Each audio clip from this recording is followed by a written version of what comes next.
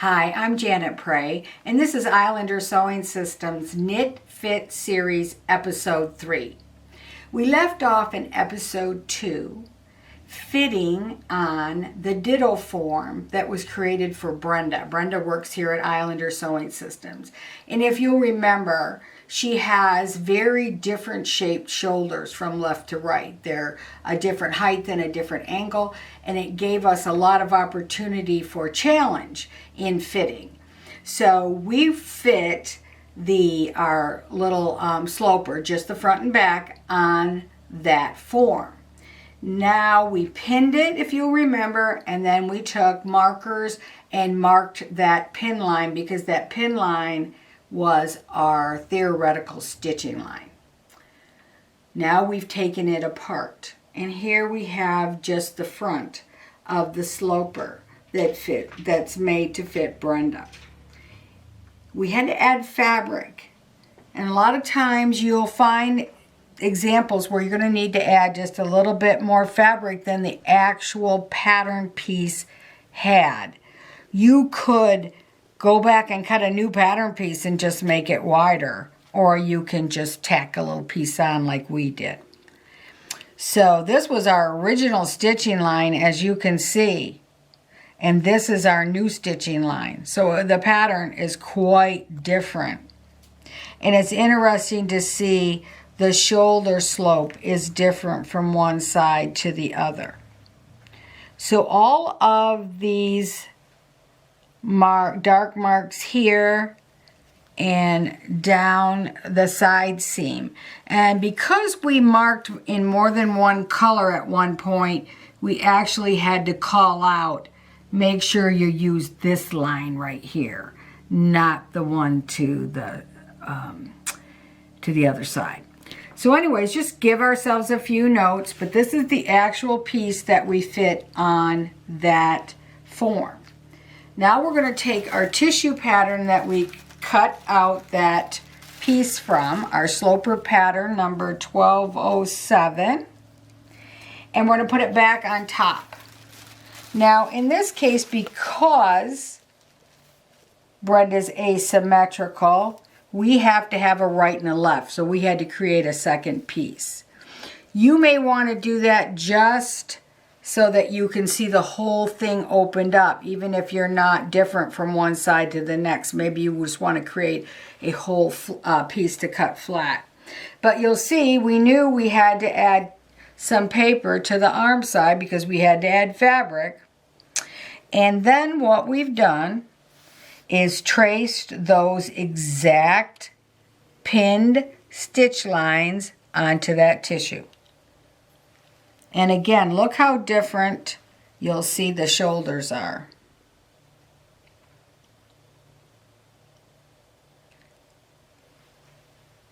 So it's very important to keep everything on grain, keep the center front straight when you're doing this, make sure it is exact. But now we know this is the change we need to make to our tissue pattern. So we took those changes and put them on a new pattern piece. And in testing and balancing this, we found we needed to make some minor changes. And that's where you want to always be double checking and making sure things are as they should be according to the sloper. Okay, so now this is our sample, our first pattern. But we want to turn this, once we're sure this is what is going to work for us, we turn it into a permanent pattern. So here's Brenda's permanent pattern. Now what's important to note is that we have added to this pattern the additional things that we want to know besides the fact that it's a front and we want to cut one and that it has a 3/8 inch seam allowance. We also want to know that this is Brenda's sloper. It's her personal sloper, and it's for knits, and it was created in August of 2023.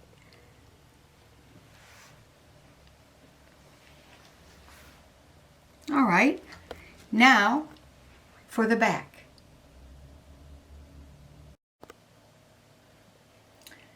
As you can see, once again, fabric was added to the arm side, and we have all new stitching lines.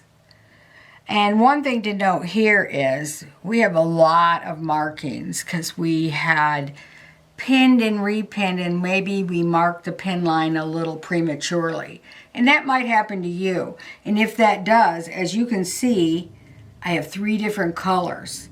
So make sure you have more than one color marker in case you have to remark. And then you can do just as we did. We call it out. This is the color line to follow. Because sometimes you just sure you're done and then you find a little hiccup and then you repin again. So always make sure you've got a few different colors of the markers so you can keep yourself on track.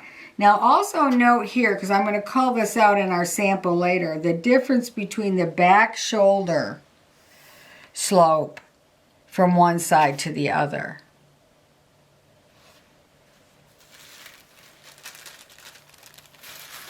So just as we did with the front, we transfer those to the original pattern piece.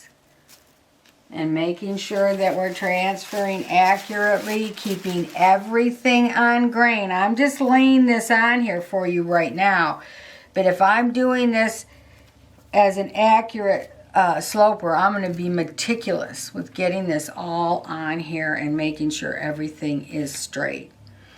Sometimes you're going to find that your pinned or your drawn lines don't create a really strong arm side. So you can redraw the arm side when you need to. You can either use a tool like this, and we do have these at Islander Sewing Systems, or you can simply take your arm side from your original pattern that will help you shape it by moving it over slightly. Just always remember that your arm side might be a little bit different in length, but the shape doesn't change a lot. Okay, so that is the back, and again, we made a sample piece that we corrected again by balancing it, and I'm going to go over that in just one second. And then our final pattern is labeled again that it's Brenda's Personal Sloper. It's for knits. It was created in August of 23. This is the back. You need to cut 1. All seam allowances are 3/8. That's our notes. Your notes might be slightly different.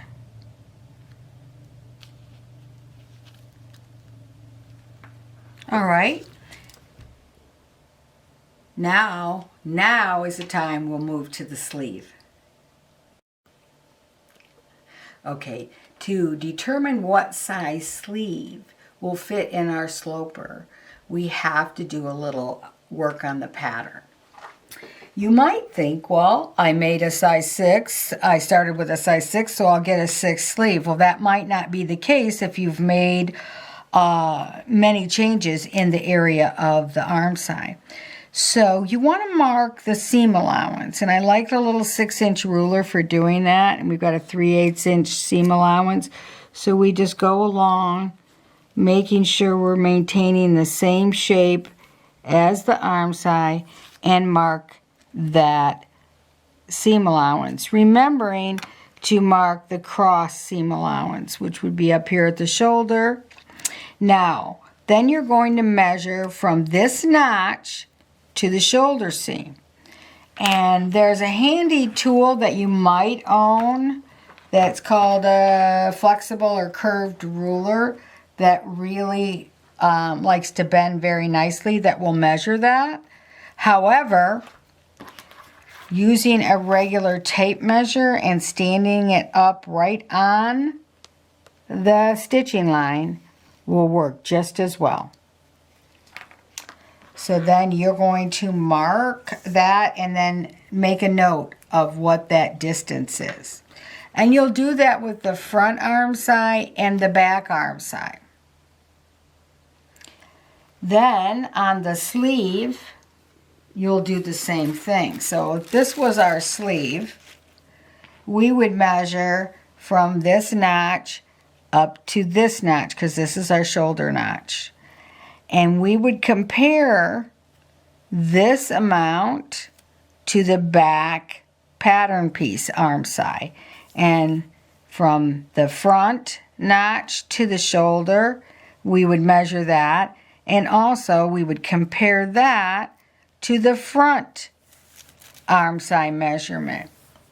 Now the important information to know here is that you don't want more than maybe a 1/2 inch of ease per side for the front, and about 1/2 to 3/4 in the back, maybe a little more in the back. You can go 1-to-1 with a sleeve and a knit, but you don't want a lot of ease. And what we found with this particular pattern piece that comes in the sloper, this was so high, there was going to be like 1.5 inches of ease in the back alone for Brenda. So we had to flatten the cap drastically on this sleeve. So here I want to show you what we did. And look at the difference now in that sleeve. It's a huge difference in the shape and the height of the cap. But this actually fit excellently as the left sleeve in Brenda's sloper. So this is her left sleeve pattern. However, her right side had a much shallower arm side because that shoulder is lower. And we wanted to keep her arm size level across her body for the best look and comfort. But one side is dramatically different in the back, making it necessary to create yet another sleeve for the right side and flattening the cap even more. Now we've explained how to flatten sleeve caps a couple of times, and we have them in maybe videos and in our newsletter, and we will put links below so that you'll be able to find that if you aren't familiar with how to flatten a sleeve cap, should you need to. Most of you are not going to need to. Most of you are going to find a sleeve that fits the arm side pretty nicely. Okay, so then once we have our sleeve pattern made, we're going to sew it into your sew up your sloper with your sample pattern and your sample sleeve.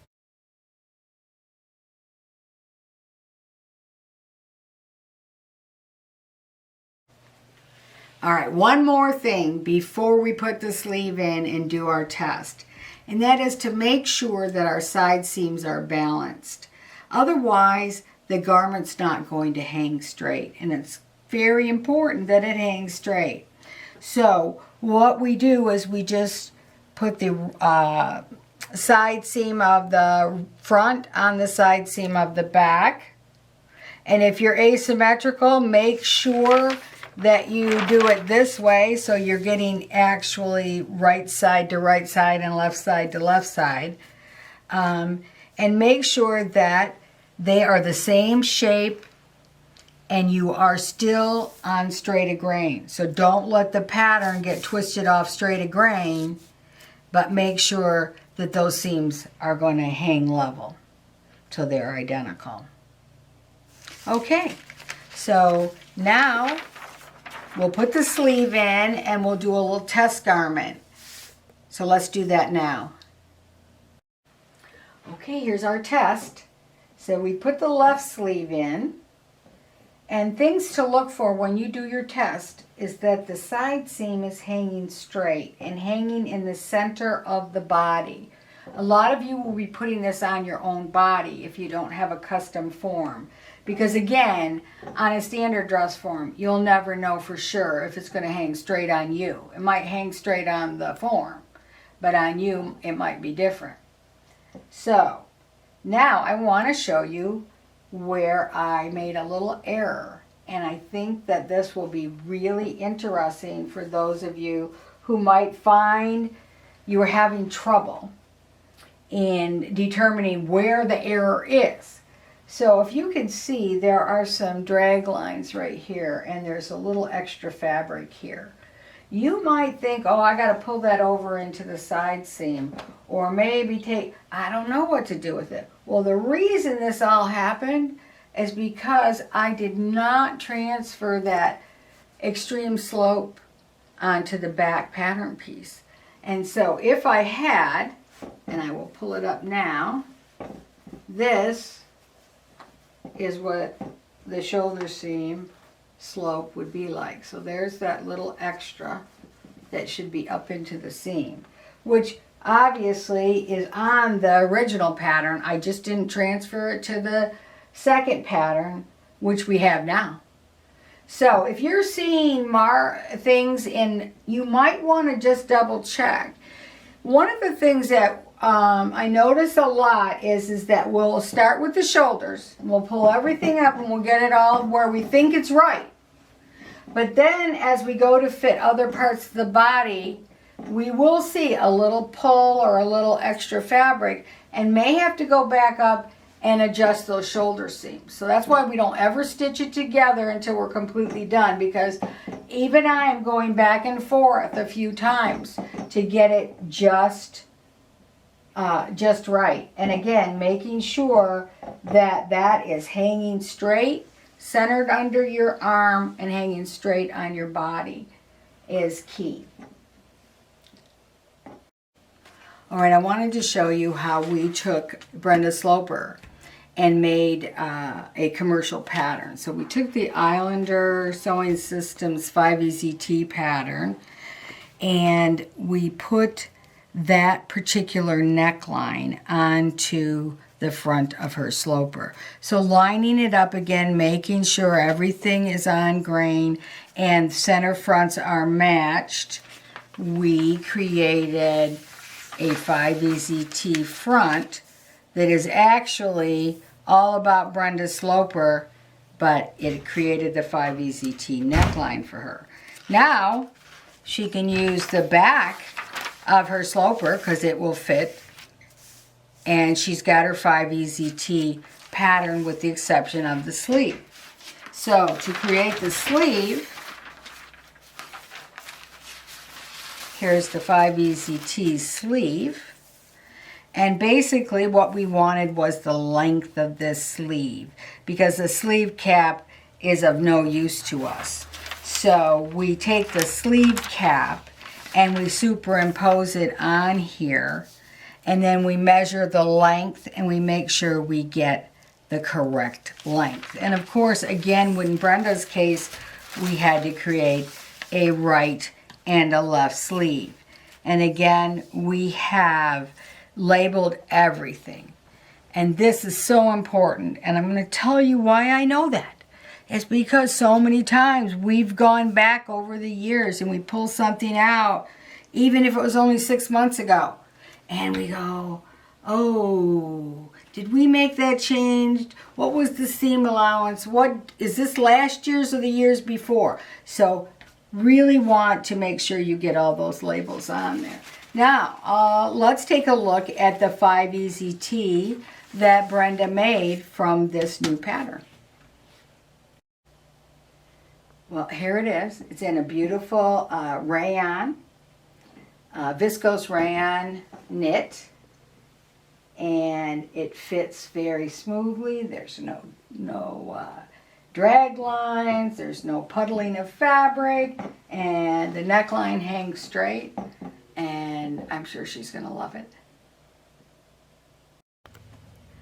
Well, this is about the conclusion of our Knit Fit series, and I hope you've enjoyed it, and I hope you have learned a lot.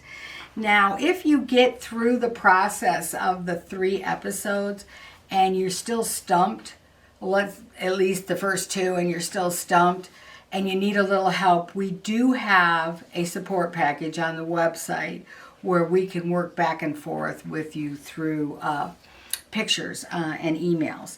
So if you need that kind of help, please let us know. remember that we have a kit that you can purchase. You could purchase the pattern separately, or you can purchase the kit. And when you purchase the kit, you get the pattern, the direction booklet, enough fabric in a cotton jersey knit to make your sloper, just like we showed you with the, just maybe even only inserting one sleeve. Then you also get the tapes that are necessary to make a fashion t-shirt. So when you get around to making your second, not your sample, but an actual finished shirt, you can make it from the sloper pattern, or you can make it from another. You'll have these very important essential tapes that the straight tape that keeps the shoulder from stretching out, and the double-sided tape that helps you keep those hems tamed and keep them from curling while you're stitching them down. We also have the 5 Easy Tee kits with lots of options of different solids and print fabrics. So when you're ready to make a tee, and I know you're going to be excited once you get your sloper done to make lots of tees, that kit is also available. Here's Pattern Making Made Easy by Connie Crawford. It's the absolute Bible for all things pattern making. So if you've had fun with your sloper and now you think you want to go further and create different options of different necklines, sleeves, whatever, this is a great book that'll take you anywhere you want to go in pattern making. So have fun with your sloper. We hope you've enjoyed it, and we'll see you again here on our YouTube page. Please remember to subscribe to YouTube and visit us on our website at islandersewing.com. Thanks again.